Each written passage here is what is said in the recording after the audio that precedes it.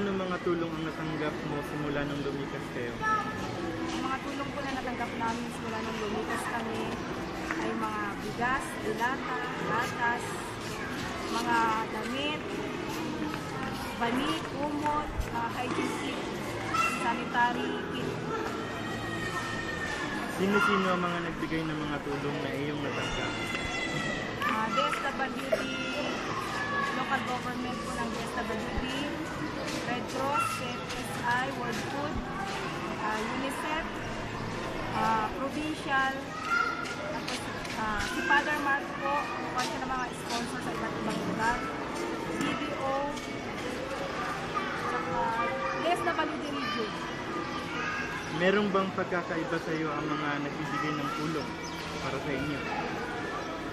Halos pare-parehas lang po sila dahil ang binibigay po nila karamihan pagkain, mga gamit, mga damit, saka sanitary kit. Ano sa tingin mo ang makataong tulong para sa iyo? Makataong tulong po, yung pagbibigay po nila ng kusa, hindi po nila iniinday o pagod nila pupunta rito para makatulong sa amin.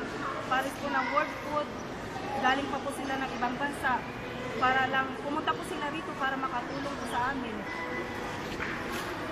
Makatulong po, tapos yung iba rin po na mga nagbibigay, galing pa po sila ng Manila.